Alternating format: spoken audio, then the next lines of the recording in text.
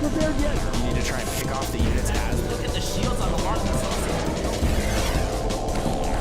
Oh my god, the ball is gonna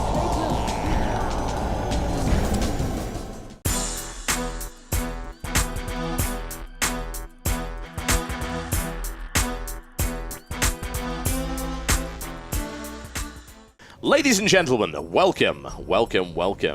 Yes, this map, you've seen it before. It is the Crevasse, and I bring you the one and only Mana. He's from Team Mousesports, he is in the blue trunks, and he is playing Protoss to the southwest versus his opponent, Evil Genius's Idra. He is in the green trunks, and he is playing Zerg to the southeast. Does Mana have what it takes to go Nexus first? I don't think he will, but it's still a viable build. But when you're in the best of 5 series, 2-2, final game to go, Cheese is very viable here. We've seen Cheese in a lot of big finals before, if I remember, because I was actually at DreamHack commentating it. We saw Moon Cheese in the finals against Huck. Yep, 6-4. So it's very viable too. Yep, I think that'll be a timeless game, folks, regardless of when you're watching this particular cast, whether it be a VOD in 2 years' time. Everyone remembers Game 5 of DreamHack Huck versus Moon in summer 2011, and I don't think anyone's going to forget that. That was quite the game, honestly. So unbelievably tense. I was in the audience for that one, and it was absolutely ridiculous. Whatever the case, Idra is the kind of player that can potentially go on tilt, or he can potentially become Iceman. We've seen it happen before. He will get this cool, calm focus, completely emotionless, unflappable, and it really can go either way. So either he's on tilt right now, or he's in Iceman mode. We're about to find out which.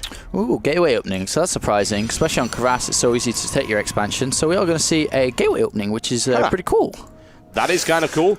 Why? More to the point. Why is he opening gateway? Is he suspecting, perhaps, that his opponent will go for some kind of cheese? I think if his opponent did go for some cheese, he'd still be able to defend against it. This could be some form of pressure attack early on. Could be a 4-gate or something like that to take Idra out very fast.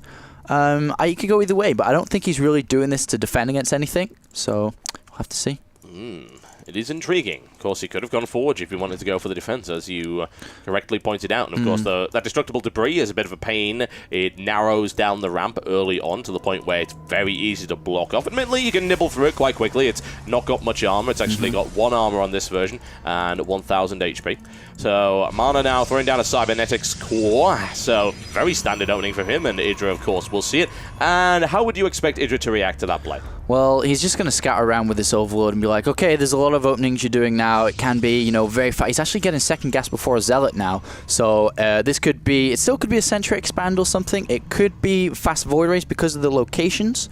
That Mana could be expecting Idra to expand to the back, but I mean, he does scout that it's at the front, I think. Just check his vision. Yeah, he sees the expansion's gone down to the front. It could be fast DTs. We've seen that before.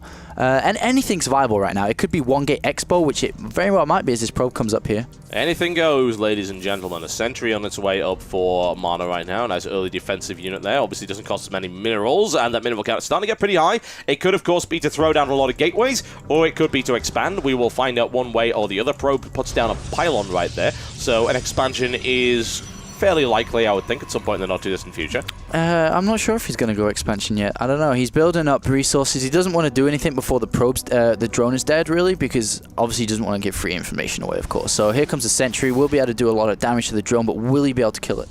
Well, there's the expansion coming up right here for Mana, who, to be fair, it could have been anything. I mean, it's up until that point, it really could have been anything. Could have been 4 gateways. Hell, it could have been the Stargate. There's a real possibility of that.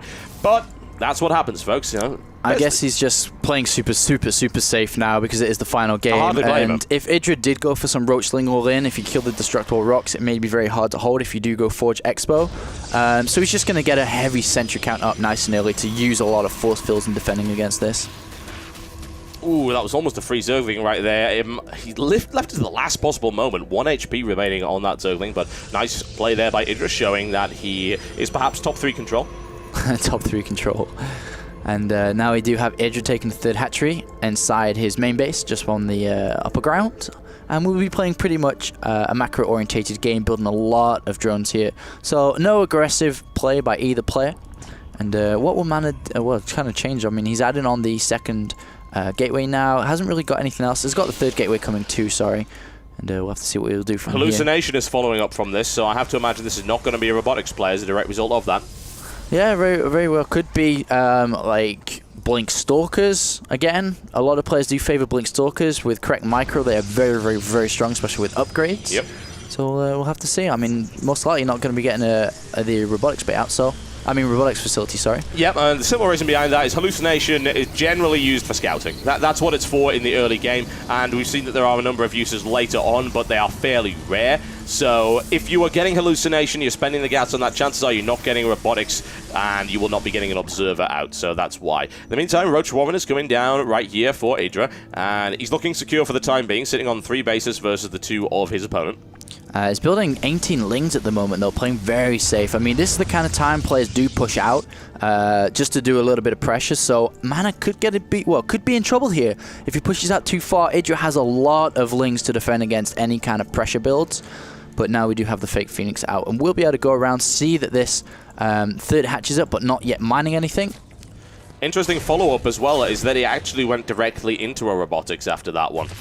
Yeah, so that could actually trick Hydra as well, because seeing the fake Phoenix knows that, well, the hallucinated Phoenix rather, could see that, okay, well, I guess you haven't got a robotics facility, and then could go for it anyway, and then could go, well, I guess the best play for Mana is probably, does that Ling get in? Ooh, it does. It It does. Very sneaky play there by Idra, and that's wonderful scouting information, and Mana certainly didn't want to give him that. No, definitely not. So I think that no surprises can be made now for Mana, that he might as well just go ahead and take a third base and kind of play the same as he did on Shakuras. Get that third base up, kind of defend it against any pressure from Idra, and try to build up that Colossus count. Yep, look for a big ball of doom right there. Straight into the Colossus. Robotics Bay on its way up. 2 more gateways being added on as well. And we're looking to see as to whether or not he goes for that. Again, very unfortunate that that hallucinated Phoenix play could have, of course, tricked Idra into believing that there was no robotics, but that scouting Zergling ensured that that did not happen. You look around once again, just keep an eye on things, and of course there's nothing wrong with having hallucinated Phoenixes just to have map control, really. You can see all sorts of things with them. Indeed, and he's scouting for all the bases of Idra. How many bases does Idra have now? Is he still on 3? He's taking the 4th yet. And now Mana's going to go ahead and get his 3rd up. We have the +1 attacks being made, and we do have the robotics bay about to finish, and a bunch more gateways being added on. So we're going to see basically the very, very similar style too, like we did on Shakuras Plateau. Meanwhile, we do have Idra adding on a bunch of drones now, because basically he had to build like 20 Lings in anticipation for an attack, in anticipation for any pressure. So he had to cut his probe count a little bit, I mean drone count, so he's gone back into that now, back up to 71. And now has gone back into Roach's research and borrow, which is key, and researching the speed, and also +1 attacks started now too. Yeah, a big, veritable sack of Roaches coming up right here for Idra. Some Zerglings to back them up, so it's going to be a Roachling play for the time being. Missile attack upgrade coming in as well for that. I'm intrigued. I really, really am. This really could go either way at this point, I think. I'm surprised that Idra hasn't taken control of the South Xel'Naga Towers. That's a bit of a crucial mistake now, because he doesn't know when or if Mana's going to push out at all until the very last minute. And he's got map control, he has Lings in the middle of the map, so I'm surprised he hasn't done that yet. And it looks like Idra is going to go ahead and take a 4th expansion hidden away right in the top right, which is pretty inaccessible for Mana until late game, until he has like DTs or something to try and harass that. Well, we'll find out. Zerglings working their way through these destructible rocks, and they'll be able to bash their way through without any problems whatsoever. And there's the drone moving in, taking that expansion up to the top. Twilight Council on its way right here for Mana, so Blink Stalker, again, a possibility, certainly, especially considering the complete lack of Zealots and a larger Stalker count. A bit of a mistake again by Idra. He hasn't really scouted what's going on with Mana. I mean, he's got a lot of Overlords in position. None have turned into any Overseers. So he has no idea about this Colossus or anything. So he's going to move down, and a bit of surprise him, like, oh. Stop. Ow. Force field and a half. There, the Burrow and the Tunneling Claws would be very good. In the meantime, of course, some Zerglings do stream into the base, however. That's a lot of potential damage going down right here. He wants to try and shut down this robotics facility. It probably isn't going to go down in time. Oh, it's looking very, very close. No, it will go down in time. There you go. A Chrono Boost would have saved that. No, Chrono. Oh, wow. So fast. Unbelievable. And Mana holds it in the meantime. A big, big Roach attack coming in from Idra from the front. But with the Colossus in the back, I would think that Mana should be able to hold this. Oh, that's very nice play by both players. Idra, unfortunately, not being able to get the, well, denying that expansion, trying to cancel it and really destroy it. But Mana does push him out now. +1. No +2 yet, but Blink is being researched. Idra adding on the Spire though this game a lot earlier than he did on Securus Plateau, so looking pretty good for Idra. Does have a 4th base, needs to take that gas up there ASAP though, and that's the problem with it expanding so far away, is that you can't just transfer very fast and swiftly and get that gas income, and that could hinder Idra's upgrades and also the Corruptor count as the game progresses. Well, it's something to consider, certainly. The Spire is on its way. It takes a while to come out, and Mana's going to push out right now, and he's going to get into a bit of a fist fight right here with these Roaches, which, of course, are going to lose. And there's the quick burrow. No additional Observer right here for Mana. Something to consider, certainly. Getting an extra Observer would definitely help him out here. I wouldn't actually mind a switch to Immortals. That would be pretty cool, but yeah, it would. Great attack here. I just go in and shocks. But he's taking so much damage in the process. He's pushing in as far as he can and tries to take the Colossus out, but this is a good defensive position right here for Mana. He's losing a lot of Stalkers, and Idra is forced away. It was looking sort of like mutually assured destruction at that point. It would have been massive losses on both sides. Idra not willing to go for it. But Idra is wearing down that army in this game. Yes, he is. And so we're up to 190 food for Idra, 128 for Mana. Mana under a lot of pressure, adding on a bunch of gateways now.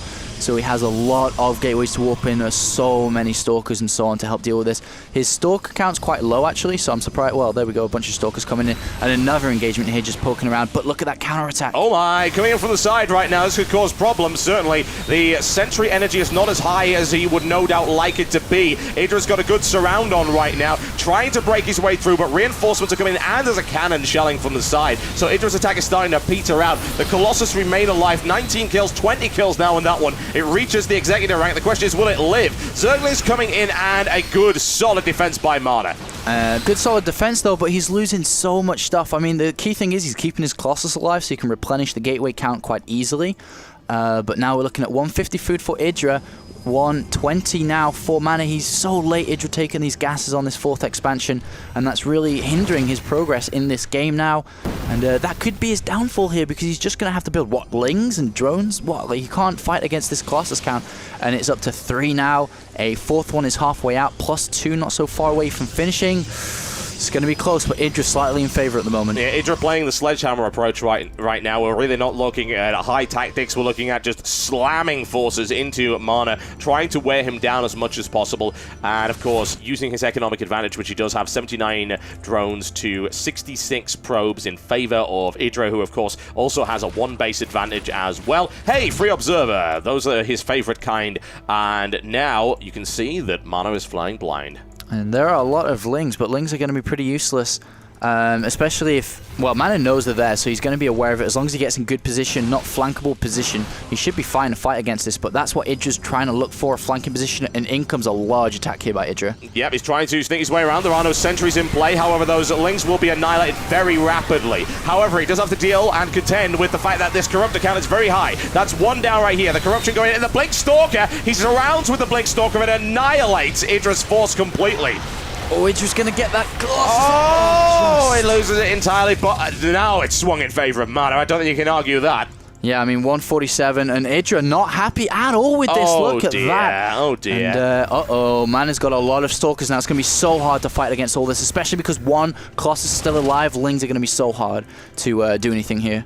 Yeah, to be honest, Idra is now falling very, very badly behind. He is up against +2 weapon, and the Death Ball is extremely dangerous. Infestation Pit did go up, but no Infestors were deployed. And now going in for the kill. Idra is not happy about this one little bit, and his final defense is really all he's got to stop him from going down to the losers bracket. A single Colossus in the mix. However, the Stalkers do have +2. Great Blink Stalker micromanagement right here from Mana as the brute force approach of the Roaches goes in to try and hold it. The Colossus does go down. However, the Corruptors are now absolutely worthless, and the Blink Stalkers chewing their way through the Roach count of EG Idra, who is looking like he's going to go down to the losers bracket any moment now. I don't know. There's so many Lings and Roaches coming out. Maybe he can hold on. It's going to be very close. I mean, these +2 Stalkers are doing so much damage. The problem for Idra now is that all these units are coming down and staggered times. They're not coming out together, therefore it's going to be hard to bring up a large army as one. Throwing down Spine Crawlers as well, knowing he's on the back foot.